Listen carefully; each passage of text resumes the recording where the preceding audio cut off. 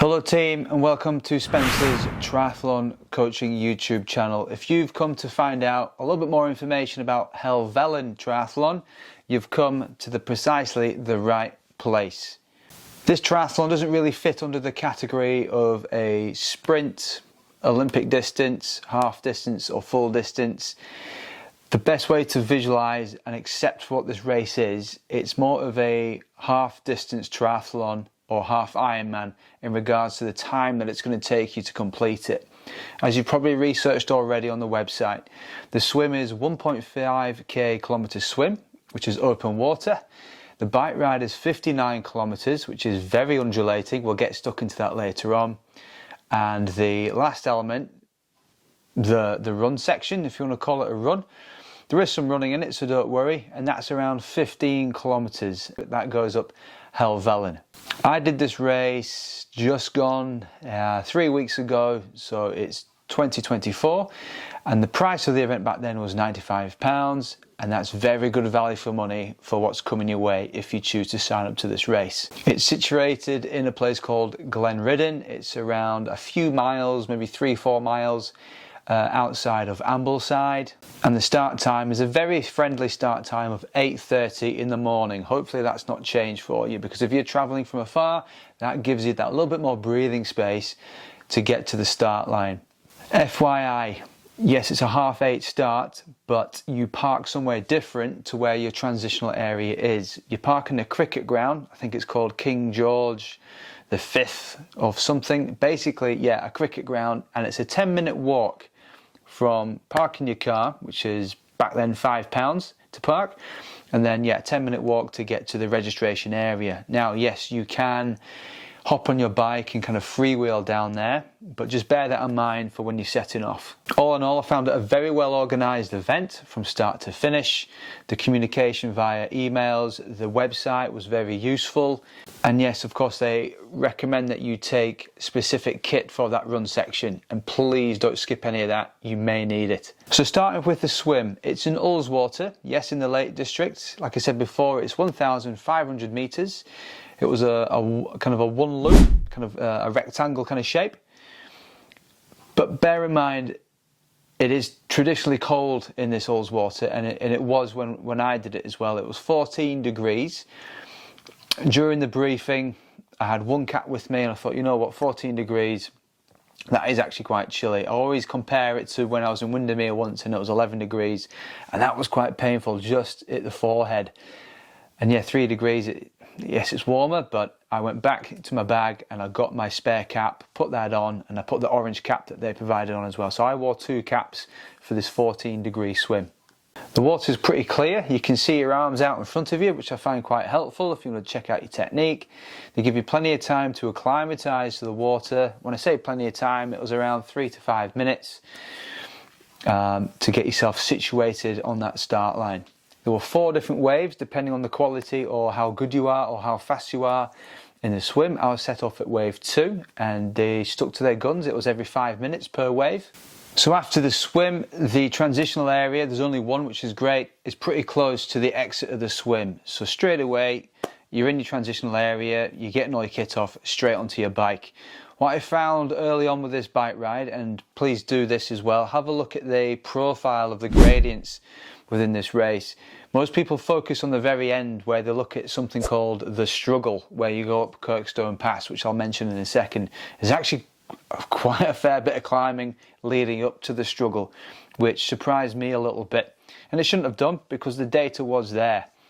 I found the course overall over the 59 kilometers, it started off slow, and then after your first undulating climbs, then it's quite fast. You get on a kind of dual carriageway, and you really are flying down this. And it's a few cars there, so don't be stupid or overtaking recklessly. Stick within the laws of the road.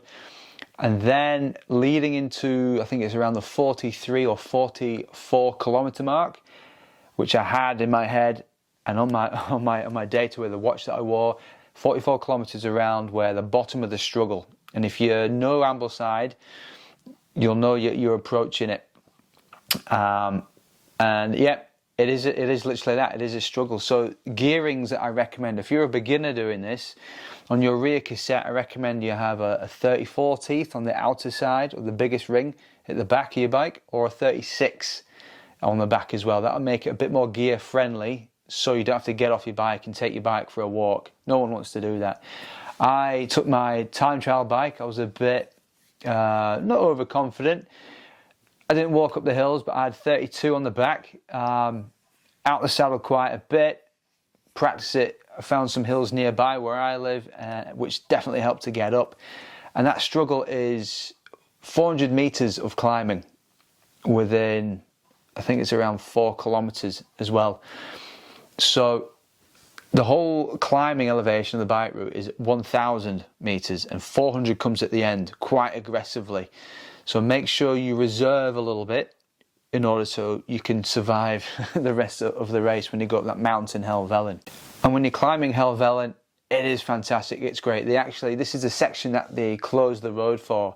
You might get some locals coming down or up, or a delivery van or two, or worst case a tractor. There was actually a bit of wildlife on there when I did it. There's a few sheep. Not that they're going to be any danger to you because you're going that slow up it.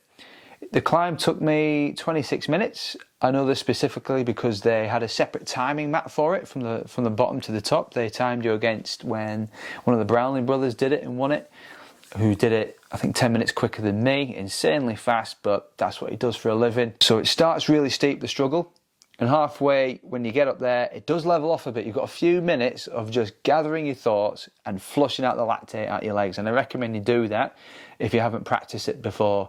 And then it kicks up again, and right at the end it hits a 25% gradient. I think that's where you'll find a few people. There was drones there, yep, quite a bit of a crowd, people cheering you on, and you kind of do need that. Some people kind of zigzagged up on that section. Before that 25% section, I definitely zigzagged up there just to make sure that I got up towards the top. And then you're at the top where there is a pub, which the pub has been there for years. Unfortunately, it's closed as I'm talking to you right now. And then there's the descent, and you've got to go careful here. It's freshly tarmacked back in the year now, 2024. Half the briefing of this race is about this descent, and you've got to get it right. And there is some blind turns. I luckily drove that way on the day, so I had a couple of points in my mind where I thought, got to go steady on this point because there's literally an old brick wall, farmers' walls, and there's only going to be one winner when you hit that thing, and that's obviously going to be the wall. There were a couple of dickheads overtaking, not just me, that's fine, but they were overtaking cars in front of me. Now the cars were going slow in front of me because there was a couple of riders going pretty steady down this hill. These cyclists were coming round, overtaking on blind corners, and one of them just missed an oncoming car. So don't be that person. You're going to save a matter of seconds by doing this. So it's a race at the end of the day. You're not getting paid to do it, and I'm pretty sure you've got loved ones to go home to. So do take care coming down there, especially if it's wet. There's going to be less grip on there. And then once you get down to the bottom, a little bit of undulation, but it's pretty speedy. This is where you want to get all that nutrition back on board as well, ready for Helvellyn. And now you're entering transition 2, so T2, getting prepared for the mountain climb, which is Helvellyn. Now this thing is 900 meters of elevation. Please don't underestimate that, and get some of that training in your legs. Now I'm not just talking about hill running, I'm talking about walking up steep ascents as well, because you're going to be doing a lot of walking on this, whether you like it or not.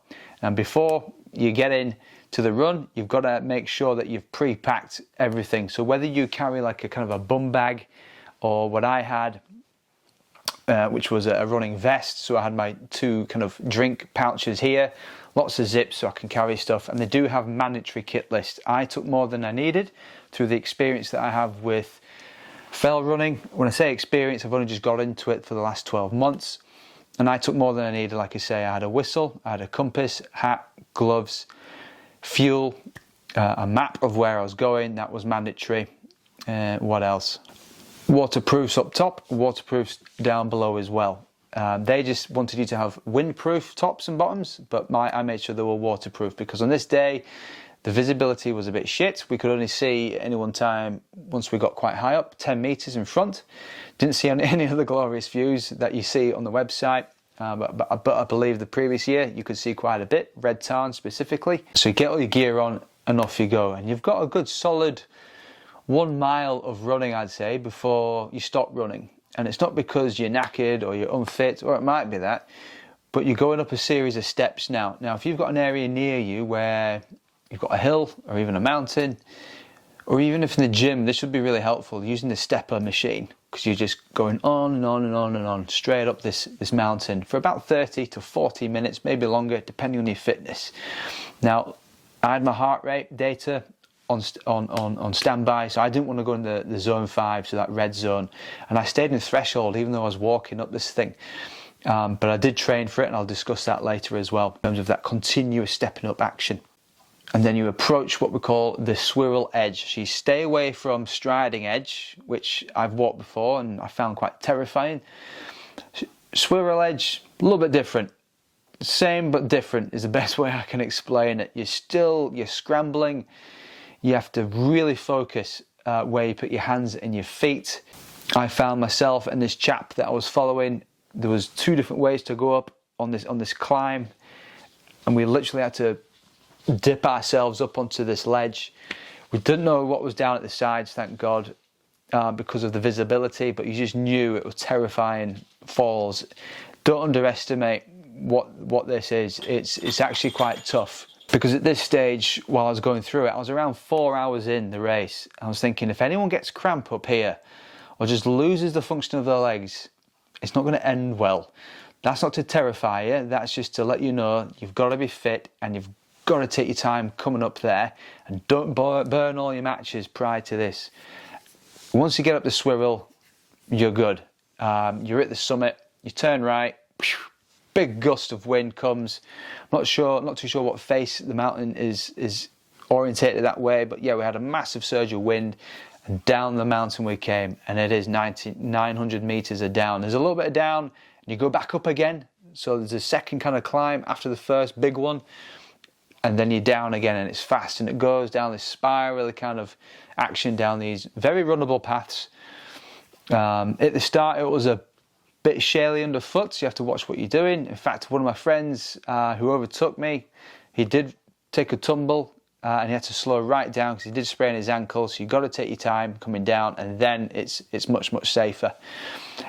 My recommendation for this is, yes, do the ascent training, but also do the descent training, because that's where the muscles get a tremendous amount of DOMs if you don't do the prior preparation and training. I did do the prior preparation training, and I still got DOMs for 2 or 3 days. Not horrendous, but I certainly knew about it. But all in all, a really fantastic event, and it is, like the website describes, an event like no other. You've got to give it a go, but at the same time, you've got to train for it.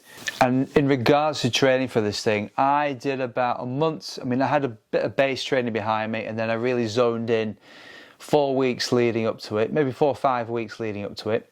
And in my current situation, being a relatively new dad, my son at the minute is just short of a 1-year-old, so time of training is a bit limited. For me, that is around 4 to 5 hours per week that I could dedicate to this. I got my swimming where it needed to be. I hit 27 minutes. For the bike, I found I lost a lot of time. I did some bike training, more so on the hills, but I didn't have enough longer rides leading up to this, and that's where I lost a lot of time. And then the run is actually where I felt most comfortable. I did quite a bit of training leading up to this. There's a hill near me called Pendle Hill. I use that quite a bit, and I also utilize my gym that I work at as well. I completely changed my strength and conditioning for this race, because if you think about the climb of Helvellyn and the big wattage that you need to pump out on the bike, and if you think about the climbing with Helvellyn, it's deep hip angles, it's deep knee angles, and it's big dorsiflexion of the ankle. So very quad and glutey, but also preparing the body for the downhill section where you have to absorb a lot of forces coming down. So there was quite a bit of training with that in the gym too. All in all, I finished 108th out of 366, I think it was. Much lower down the pecking order where I thought I'd be. Maybe I was being a bit egotistic with that. However, the time I set myself was to finish between 4.5 hours and 5 hours, which I did. I was 4 hours 55. It didn't kill me, and I did enough training to get that kind of time frame in. But if you need any help preparing for something like this, feel free to reach out to me. I will give you some free advice, no bother at all. Any questions or anything like that, more than happy to help with it. So Helvellyn Triathlon, it is a must. Give it a go.